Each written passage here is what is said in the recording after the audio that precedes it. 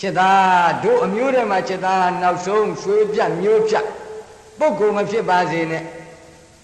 အပြည့်အစုံမှားပြီးတကလားနေမိမင်းမဂဒေဝဥယျာဉ်ရဲ့အတွန်းမှာပဲသံမုတ်စိတ်ပဲရိတ်ဗန္ဒီစွန်တော်ဝမြဝတ်ယသိယဟံပြုမေတ္တာသံကရုဏာသံမုဒိတာသံဥပေက္ခသံဆိုတဲ့ဗျမဝိဟာရသံ၄ပါးကစားပြီးတော့နေအသက်တော်နှစ်ပေါင်း8400ကလေးတငယ်ဖြစ်ဖြင့်ကစားထို့နောက်8ပေါင်း8400အိမ်ရှိမင်းအဖြစ်ဖြင့်ခမဲတော်ရဲ့ကိုစားခမဲတော်ရဲ့လက်အောက်ကတံပြည်ကိုအုပ်ချုပ်ထို့နောက်နှစ်ပေါင်း8400တိုင်းပြည်အုပ်ချုပ်တဲ့မဟာရာဇာဖြစ်ဖြင့်မင်းပြုလုပ်တော်မူထို့နောက်8400ဗြဟ္မဝိဟာရဇန်တရားပွားများ၍မဂဒေဝဥယျာဉ်တွင်မှနေတော်မူထိုဘဝကသုတိပြကျွေးသေးလွန်းတဲ့အခါဗြဟ္မပြည်လာစိုးစောကစကားတွေအတိုင်းပဲနော်ပါဠိတွေဘုန်းကြီးရွတ်ပေမဲ့ဒီသိပိဋကပါဒီတော့မှမဂဒေဝသုတ်တံဆုံးကနေတော့မြတ်စွာဘုရားပါဟောဒီယာခောပဏ္ဏတေအာနန္ဒဧဝမတ္တအာနန္ဒจิตအာနန္ဒတေသင်จิตဤတဏ္ဍ၌ဧဝံဤသို့သောအကြံစီသည်တိယာခောပဏ္ဏအတ္တရှစ်လေရာဤမဖြစ်မဟုတ်ဖြစ်လိမ့်မယ်ဘယ်လိုဖြစ်ရအညောနုနာတေနာသမယေနာရသမဂဒေဝဟောတိတေနသမယေနာထိုမဂဒေဝမင်းပြုစဉ်ကာလကအညောငါဖျားမှတပါတော်သူတိရာသမဂဒေဝဟောတိနုနာမဂဒေဝမင်းတရားဖြစ်ခဲ့ရောင်တကားယေနဣဒံကလျာဏဝတ္တနိဣဒံယေနအကျမဂဒေဝမင်းတရားသည်ယေနယင်းသည်မဂဒေဝမင်းတရားသည်ဣဒံကလျာဏဝတ္တံဤကောင်းမြတ်တဲ့ယသိယဟံပြုမှုတည်းဟုသောအကျင့်ဝတ်ကိုနိတံထအကဲ့လေးပြီဣတိဤသို့သောစိတ်အကြံစီသည်တိယအတ္တမဖြစ်မဟုတ်ဖြစ်သည်ဖြစ်လေရာ၏จิตစိတ်ချက်ဖြစ်လေဩအဲ့ဒီတော့ကဒီကောင်းမှုကုသိုလ်ဝကြီးဖန်တီးခဲ့တဲ့မဂဒေဝမင်းတရားအပြင်ငါဖျားမှာအခြားတစ်ပါးသောပုဂ္ဂိုလ်တယောက်ပဲလို့သင်္ချင်သားရဲ့စိတ်ထဲမှာဒီလိုအကြံဖြစ်ကောင်းဖြစ်လိမ့်မယ်နခောပဏိတံအာနန္ဒဧဝံတထဗံနေမိမင်းရဲ့အကြောင်းပြန်ပြီးတော့စဉ်းစားပါနေမိမင်းကြီးတိုင်းပြည်ကိုသူ့ရဲ့သားဖြစ်တဲ့ကလာရဇနကမင်းလွှဲခဲ့တဲ့အခါကျတော့နေမိမင်းရဲ့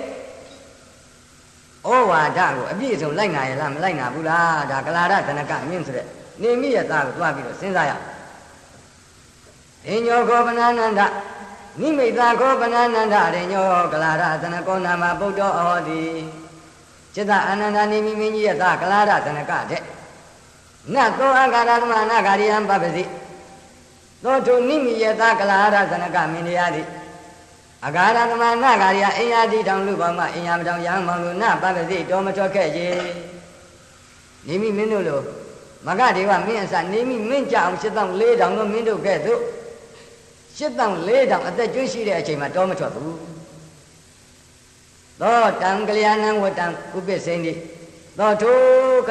လာရဇနကမင်းသည်တံကလျာဏံဝတ္တံထိုမဂဒေဝမင်းကစနေမိမင်းကြအဝစင်းသဖြင့်ကျင့်သုံးခဲ့တဲ့ကောင်းမှုကုသိုလ်ဝတ်ကြီးကိုသမုတ်စိန်တိဖြတ်တောက်ပြစ်လိုက်ပြီသောတေတံအန္တိမပုရိသောဟောတိသောထိုကလာရဇနကမင်းသည်တေတံထိုမဂဒေဝမင်းပေါင်း8400တို့၏အန္တိမပုရိသောဓမ္မနောက်မိခွေပမနောက်ဆုံးဘိတ်ဆွေးပြက်မျိုးပြက်ပုဂ္ဂိုလ်သည်ဟောတိဖြစ်ခဲ့လေပြီတခါနဲ့သူမှမင်းစဉ်ပြတ်တာပဲဒီတော့မှမြတ်စွာဘုရားကရှင်အနန္ဒာကိုပြောတယ်จิตရဲ့စိတ်ထဲမှာအဲ့ဒီတော့ကမဂဒေဝမင်းတရားဟာတခြားတစ်ပါးသောသူပဲလို့အောက်မေ့နာခောပဏိတောအာနန္ဒဧဝံတတ္ထဗံအာနန္ဒจิตအာနန္ဒဧတံရဲ့အကြောင်းကိုဧဝံဤသို့နာခောပဏ္ဏတတ္ထဗံမမှတ်သင်မမှတ်နဲ့အဲ့ဒီတော့ကမဂဒေဝမင်းတရားဟာငါဖျားမှာအခြားတစ်ပါးသောသူပဲလို့သင်จิตစိတ်ထဲမှာမစွဲလိုက်နဲ့မမှတ်လိုက်နဲ့ဘယ်လိုပါတော့ဗျာဆိုတော့အဟံဒေနသမယေနမဂဒေဝဟောတိအဟံငါဗျာဒီပင်ဒေနသမယေနထိုးစဉ်ကာလကမဂဒေဝဟောတိမဂဒေဝမင်းကြီးဖြစ်ခဲ့လေပြီအဟံတံကလျာဏံဝတ္တံနိနေအဟံငါဒီတံကလျာဏံဝတ္တံထိုကောင်းမြတ်တဲ့ယမစရိယဝတ်ကြီးကိုနိနေချထားခဲ့လေပြီမယတံကလျာဏံဝတ္တံနိတံနိဟိတံပစ္စည်းမသနာဒါနုဘဝတေတိမယငါသည်နိဟိတံချထားခဲ့တော့ တံကလျာဏံဝတ္တံထိုမြမတရိယအကျင့်ကိုကြည်ကိုပစ္စည်းမသနတာမဂ္ဂဒေဝမင်းတရားဒီသောငါမနောက်မှလာကြတဲ့၈တောင်၄တောင်သောသားမြေစင်ဆက်အပေါင်းတို့သည်အနုပဝတေသုံးသားမြေစင်ဆက်အပေါင်းသည်အနုပဝတေသည်မျက်ခြေမပြောက်အစဉ်တစ်လိုက်ပါကျင့်ကြံခဲ့ကြပြီအဲ့ဒါဘာပြုတော့ဆိုတော့တံခောပဏာနန္ဒဗြဟ္မစရိယံနဧကန္တနိဗ္ဗိဒာယနနိဗ္ဗိဒာယနဝိရာဂယနနိရောဓာယနဥပါဒမယနအပိညာယနသံဘောဓာယနနိဗ္ဗာနယသံဝတ္တတိဘာနဲ့တူတယ်လဲဟိုမဂ္ဂဒေဝရဲ့တကယ်ဟိုပြတ်သက်ကြီးလို့ပေါ့နော်ယာယီတယ်ကြီးလှလှပပကြီးဆင်ပြရာဇဝင်ယာယီတယ်ကြီးလှလှပပကြီးဆင်အိုးသေတိုင်းသေတိုင်းဟုတ်လားဗြဟ္မကြီးရောက်ဗြဟ္မချမ်းသာတွေခံစားတဲ့ပုံတွေ၈တောင်၄တောင်သရုပ်ပေါ်လာအောင်တကယ်ယာယီတယ်ကြီးပြတ်သက်ကြီးယာယီဗြဟ္မဘုံကြီးယာယီဘဝတန်တရားကြီးကိုဒီလိုဖော်ပြီးတဲ့နောက်အနန္တจิตအနန္တတင်ဧတံကလျာဏဝတ္တံထိုငါမဂ္ဂဒေဝမင်းတရားဖြစ်စဉ်ကာလကအခြားထားခဲ့တဲ့ကုသိုလ်ကောင်းမှုဝတ်ကြည်သည်နိဗ္ဗိဒာယတန်တရားဝတ်ကိုညီးငွေဖို့ရန်နာဟောတိမဖြစ်ပေဟုတ်တယ်လူပြေကအနှစ်တရာရဲ့ဗြဟ္မပြေကြတော့ကဘာနဲ့ချီပြီးအသက်ရှည်တယ်တန်တရားရှည်တာပဲဒါဘုန်းကြီးကဗြဟ္မပြေတွေကဲ့ရဲ့နေတာလူပြေတဲ့ကောင်းတယ်လို့ပြောလူပြေတော့မကောင်းဘူးလို့ပြောနေတာမဟုတ်ဘူးနော်ဒီတန်တရားကိုရှည်တဲ့မျက်စိနဲ့ကြည့်လို့ရှိရင်တရက်နေရရင်တရက်တန်တရားရှည်တာပဲဒီဖရာမြတ်စွာရဲ့မျက်စိနဲ့ယဟန္တာရဲ့မျက်စိနဲ့ကြည့်လို့ရှိရင်ဗြဟ္မပြေတွေလည်းပဲဟုတ်လားတန်တရားရှည်နေတာပဲဒါပေမဲ့တန်တရားတိုးအောင်တရွေးမှမတတ်နိုင်သေးပဲနဲ့တော့ဟုတ်လားကိုယ်စကားလုံးပြီးတော့မပြောမှမိကြပါသေးနဲ့မမဘုံအမေနဲ့ပြီးသွားနေရတာအလကားဟုတ်လားလူကြီးကအနှစ်50စတုမာတဲ့တရက်တဲ့အလကားရက်တွေရှည်နေတန်တရားရှည်နေတာပါကိုကဓမ္မတဖို့ရအောင်အရဟတဖို့ပေါ့အောင်မလုပ်နိုင်သေးခင်တော့ဒါတွေသိမပြောတာကောင်းတယ်ဘာလို့ဆိုကိုပဲအဲ့ဒီနာသွားခြင်းသွားဦးမှာဟုတ်လားအဲ့ဒီနတ်ပြည်လိုအသက်ရှည်ရှည်နဲ့ချမ်းချမ်းသာသာနဲ့တန်တရားရှည်ရရင်တော်ရဲ့အသက်ရှည်ရှည်နဲ့စင်းစင်းရဲရဲကြီးအပေတန်တရားကြီးရှည်နေတော့မခက်ပေဘူးလားဒီတော့တန်တရားနဲ့အတန်ကောင်းဟေ့ပြီးတကားလားဟုတ်လားကိုကယဟန္တာလောက်အခြေမရောက်သေးပဲနဲ့ယဟန္တာတန်ကြီးပြစ်ပြောတာတော့မကောင်းဘူးဒါဘုရားကတော့ပြောကောင်းဘယ်နဲ့တော့ဖြစ်သားအဲ့ဒီတုန်းက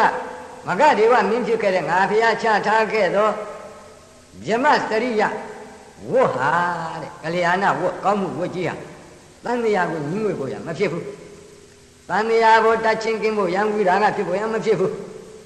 နော်ဝတ်ဒုက္ခချုပ်ငြိမ်းဖို့ရမဟုတ်ဘူးပြီးတော့ကိလေသာမိငြိမ်းအေးဖို့ရမဟုတ်ဘူးမဲ့ညံရဖို့ရမဟုတ်ဘူးအလွန်ဆုံးပါလေဆိုတော့ယာဝဒေဝဗြဟ္မလောကုပပတ္တိယယာဝဗြဟ္မလောကုပပတ္တိယဧဝဗြဟ္မပြည်သို့ဘဝပဋိသေကရောက်ဖို့ရန်သာလင်ဟောတိဖြစ်တော့၏ဟုတ်တယ်အဲ့ဒီတော့မှချပေးခဲ့တဲ့မေတ္တာသံကရုဏာသံမုဒိဒါသံဥပေက္ခသံဒီလိုပါဆိုတဲ့ချပေးခဲ့တဲ့မူရမေတ္တာကရုဏာမုဒိဒါဥပေက္ခဆိုတဲ့ဗြဟ္မဝိဟာရသံ၄ပါးပွားလို့အများဆုံးရောက်နေတာဗြဟ္မပြည်ပဲရှိတန်တရားဝကကျွတ်မသွားနိုင်အဲ့ဒီတော့ကတန်တရားထဲမှာလဲရတဲ့ပုဂ္ဂိုလ်ပြီးတန်တရားဝကကိုတော်မှမပြတ်သေးတော့တန်တရားထဲမှာအကောင်းဆုံးပဲကျွတ်ပြခဲ့။ gain ဒါဖြင့်ဘယ်ဟာကဘုရားနှစ်သက်တော်မူတော့ဆိုတော့ဣဒံခောပနနန္ဒဧတာရိမယကလျာဏဝတ္တနိဟိတံအနန္တจิตအနန္ဒဧတာရိဤယခုငါဘုရားဖြစ်တော်မူသောကာလ၌မြာငါဘုရားသည်နိဟိတံချထားအပ်သောဣဒံကလျာဏဝတ္တံဤကောင်းမြတ်တဲ့ဤယခုငါဘုရားဖြစ်တော်မူသောကာလ၌မြာငါဘုရားသည်နိဟိတံချထားအပ်သောဣဒံကလျာဏဝတ္တံဤကောင်းမြတ်တဲ့ကုသိုလ်ကောင်းမှုဝကြီးသည်ဧကန္တနိဗ္ဗိဒာယလိုက်နာကျင့်သုံးလင်တကယ်ပင်တန်တရား၌ညီးငွေရန်အလို့ငါဟောတိဖြစ်ပေဝိရာဂယတန်တရားတချင်းကင်ဖို့ရန်နိရောဓယတန်တရားဒုက္ခချုပ်ငြိမ်းဖို့ရန်ဥပသမယကိလေသာမြည်အပူငြိမ်းအေးဖို့ရန်အဘိညာယအထူသောဉာဏ်အလို့ငါသံဘောဓယမေညာလို့ငါနိဗ္ဗာနာယအသင်္ကတနိဗ္ဗာန်ပရမတ်ကိုဆတ်ဆတ်မျက်မှောက်ပြုရောက်ခြင်းငါသံဝတ္တတိဖြစ်ပေ၏အခုငါဘုရားဖြစ်တဲ့ဘဝမှာချထားတဲ့ကလျာဏဝတ်ကောင်းမှုဝတ်ယမစရိယအကျင့်ကနိဗ္ဗာန်ကိုဒိုးယိုပေါက်ခြေပြုနိုင်တယ် အဲ့ဒီနိဗ္ဗာန်ကိုတို့ရုပ်ပေါက်ကျေးဇူးပြုနိုင်တဲ့ယခုနောက်ဆုံးဘဝချထားတဲ့ကလျာဏဝတ်ဆိုတာဘာလဲလို့ဆိုတော့သမ္မာဒိဋ္ဌိသမ္မာသင်္ကပ္ပောသမ္မာဝါစာသမ္မာကမ္မန္တောသမ္မာအာဇီဝသမ္မာဝါယာမောသမ္မာတတိသမ္မာသမာဓိဆိုတဲ့အချိန်ကြီးကမဲ့ခင်ပဲသမ္မာဒိဋ္ဌိဖြစ်အောင်မြင်အောင်ကြည့်ပါ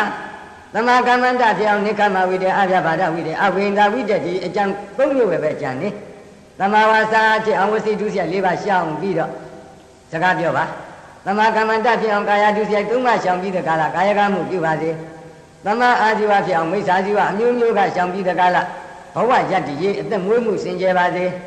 သမ္မာဝါယာမ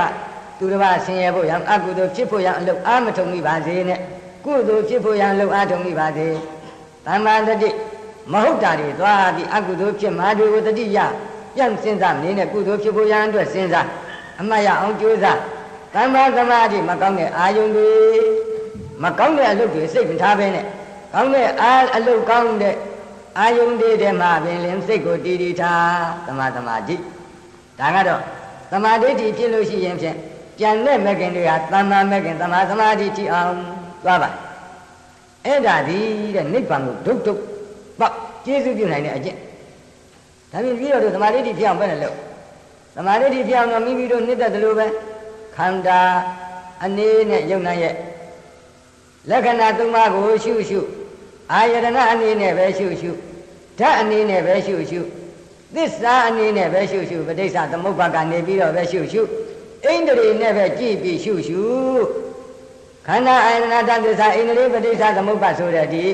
ဝိပဿနာဉာဏ်ရဲ့ကျက်စားရာဂောစရကံပညာဘူမိ6မျိုးတည်းကမိမိတို့နှစ်သက်ရာတစ်မျိုးမျိုးနဲ့ကင်ပြီးတော့ယုံနာဓမ္မသင်္ခါရတို့ရဲ့အနိစ္စမမြဲတဲ့အချင်းအရာဒုက္ခဆင်းရဲတဲ့အချင်းအရာအနတ္တမဆိုးပိုင်းတဲ့အချင်းအရာတွေကိုကိုကြိုက်တဲ့နည်းနဲ့ကြည့်ပါတဲ့ခန္ဓာနည်းနဲ့ပဲကြည့်ကြည့်အာယတနာနည်းနဲ့ပဲကြည့်ကြည့်ဟုတ်လားဆရာသမားများမေးလို့ဆရာသမားများကခန္ဓာနည်းနဲ့ကြည့်ခြင်းရင်ဒီလိုကြည့်ရလိမ့်မယ်အာယတနာနဲ့ကြည့်ရင်ဒီလိုကြည့်ရလိမ့်မယ်အဲ့ဒီလိုပြောလို့ရှိရင်ကိုယ်အကြိုက်ဆုံးဒီထက်ရှာဟာမှပြောမနေနဲ့ကိုမေး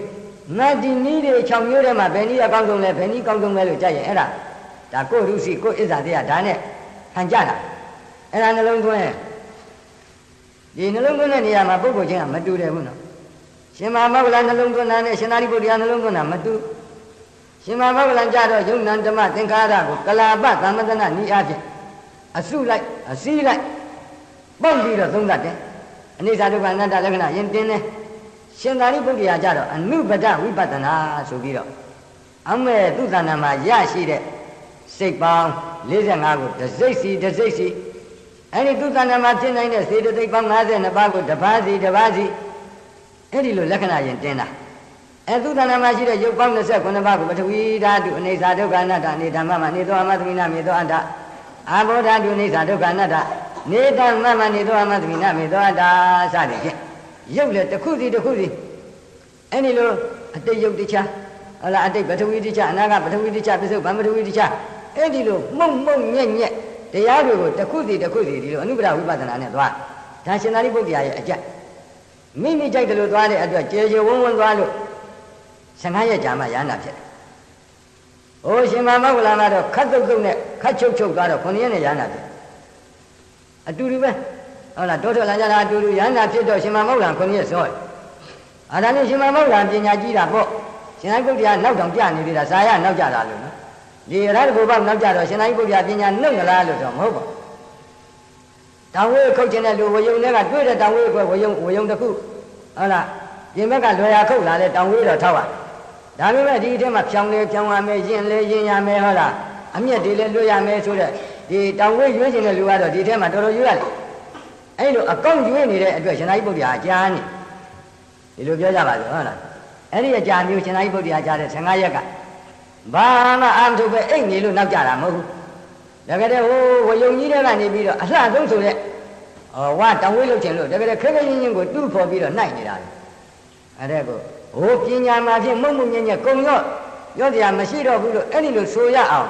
အနုပဒဝိပဿနာတဲ့ဤနည်းနဲ့ကျင့်သုံးလို့ရှင်သာရိပုတ္တရာနောက်ကြပြီးရတဲ့အခါကျတော့မှုန့်ညက်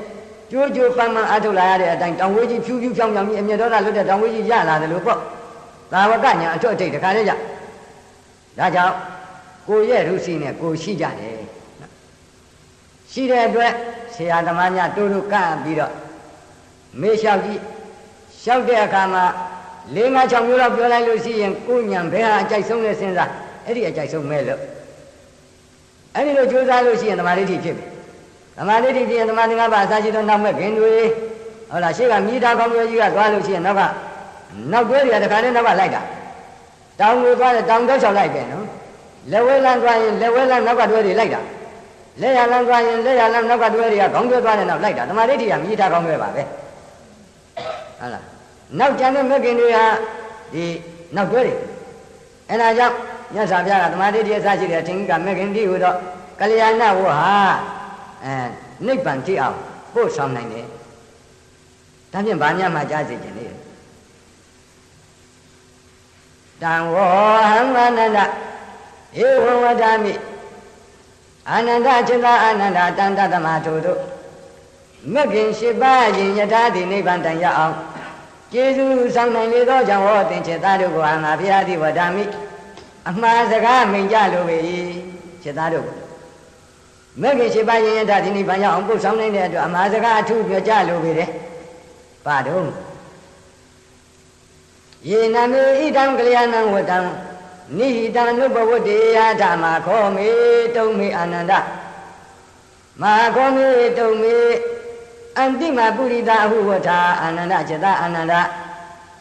ယေနယင်းလိုမဂ္ဂင်၈ပါးလိုက်စားအကျင့်ကြံခြင်းဖြင့်မယငါဖျားသည်နိဟိတံချထအသောကလျာဏံဝတ္တံကောင်းမှုကိုကြည့်ဖို့အနုပဝတ္တေယဓမ္မငါဖျားရဲ့မြက်ချေမပြောင်းနောက်ကအစဉ်တစိုက်လိုက်ခဲ့ကြကုန်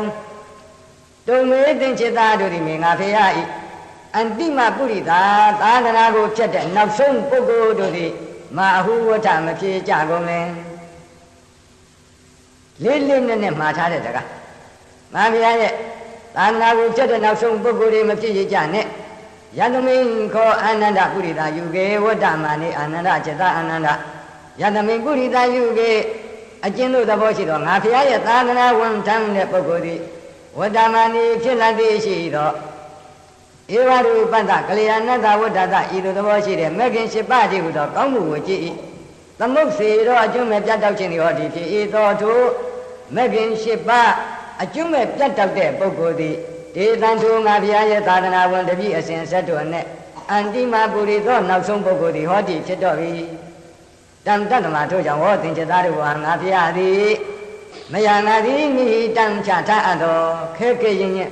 လေသင်္ချေကဘာတသိကြပါရမီတွေစီဘူးမှရမှဖွေးရှာမှရရှိတဲ့အတိုင်းသင်္ချေသားတို့လိုက်နာကျင့်ကြံမှုရမူချပေးထားတဲ့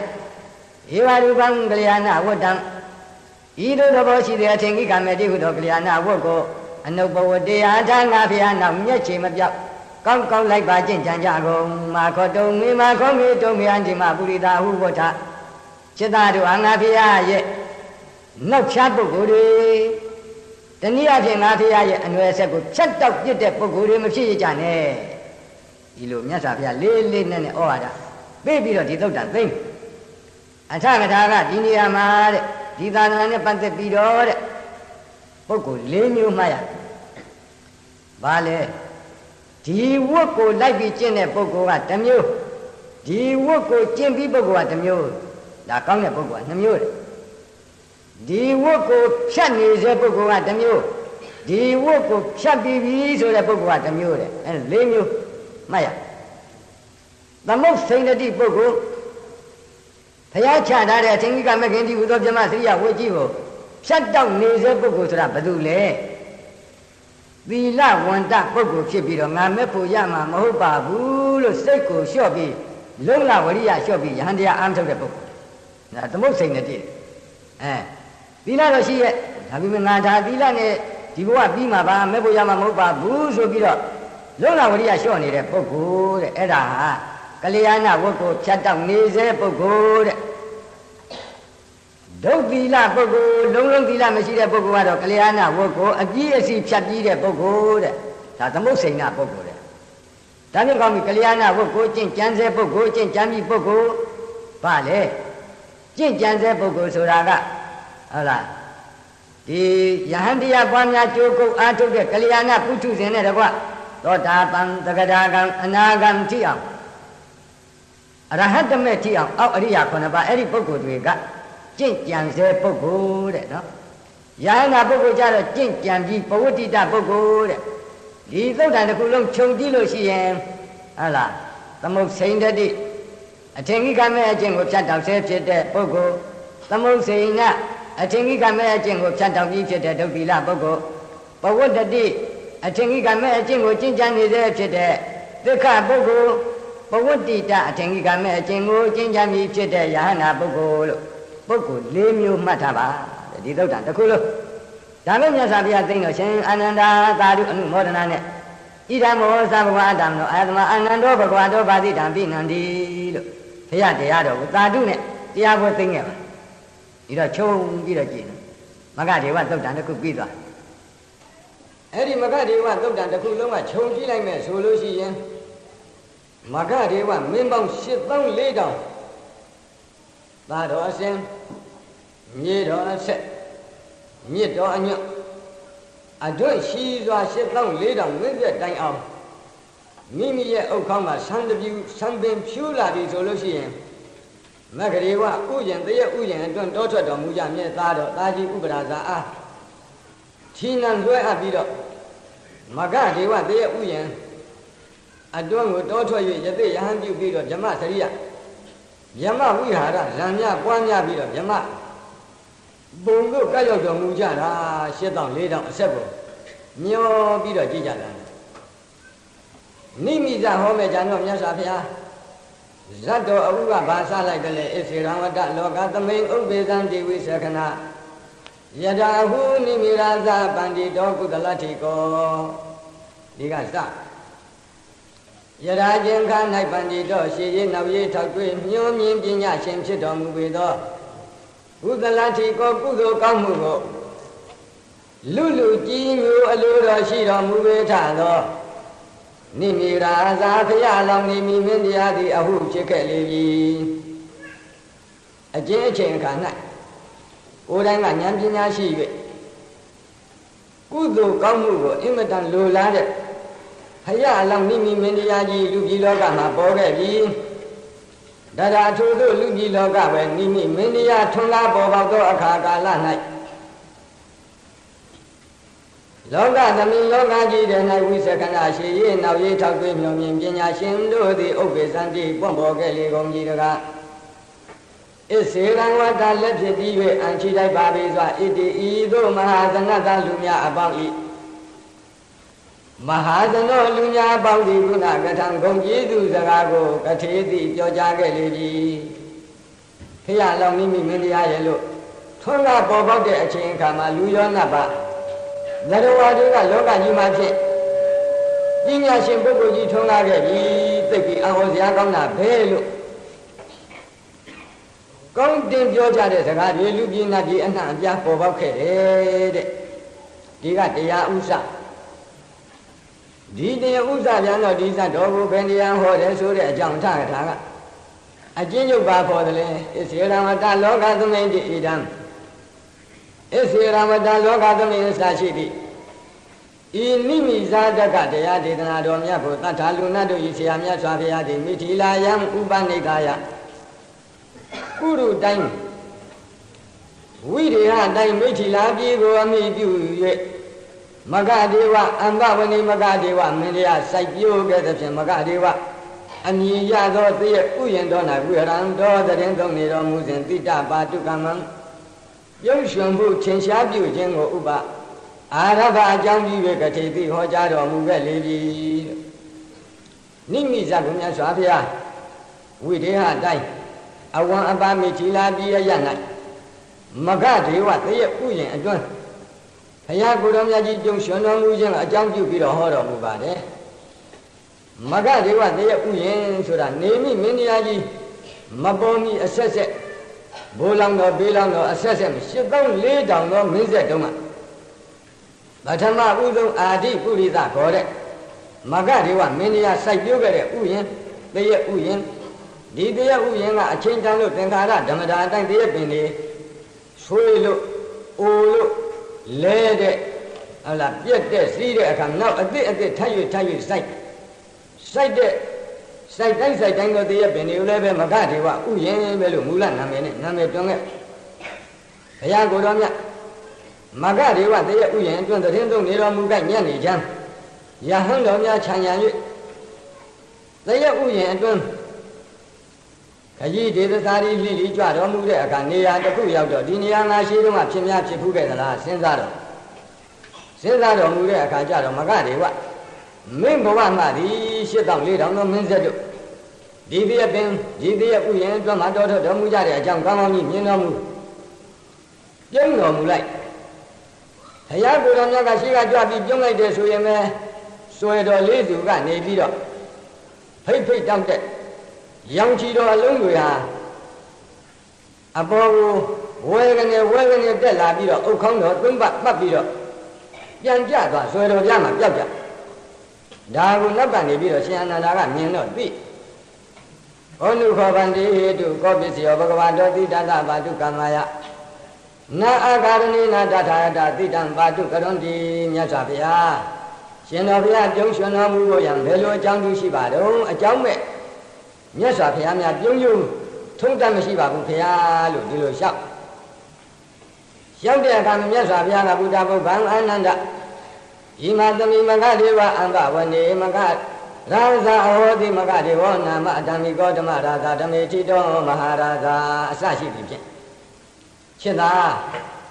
ဟောဒီမဂဒေဝတည်းရဲ့ဥယျာဉ်ရဲ့အတွင်းမှာရှိကအကြောင်းတူဖြစ်ခဲ့ဘူးတယ်မဂဒေဝမင်းလို့တရားဆောင်တဲ့မင်းတရားဘောဘဖူးတယ်အဲ့ဒီမဂဒေဝမင်းတရားဒီရာဇရံ7ပါးမင်းကြီးတရားနဲ့ပြည်စုံတော်မူတဲ့အတွက်ဓမိကမင်းလို့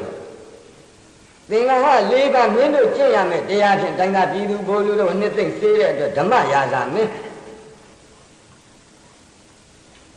သူစရိုက်7ပါးကောင်းမှုတရား၌တည်တော်မူတဲ့အတွက်ဓမေထိတမဟာရာဇာလို့လူရောနတ်ပါသမုတ်ယူရပါလေတိုင်းတွေပြည်ထဲမှာရှိကြတဲ့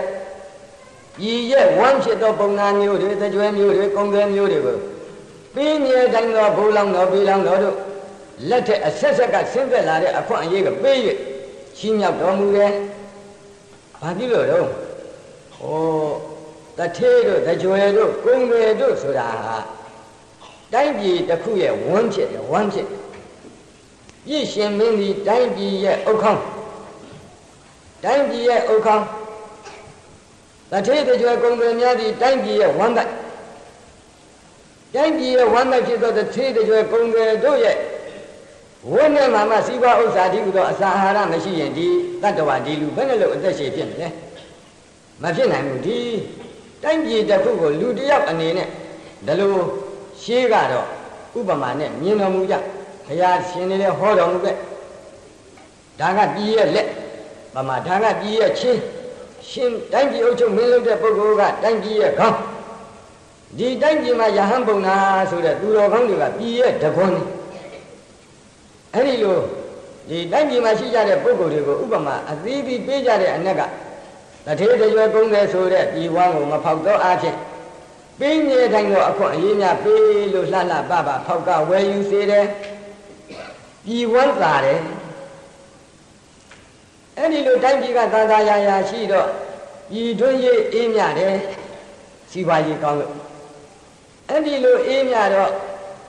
မဂဒေဝမင်းကြီးနဲ့တကွ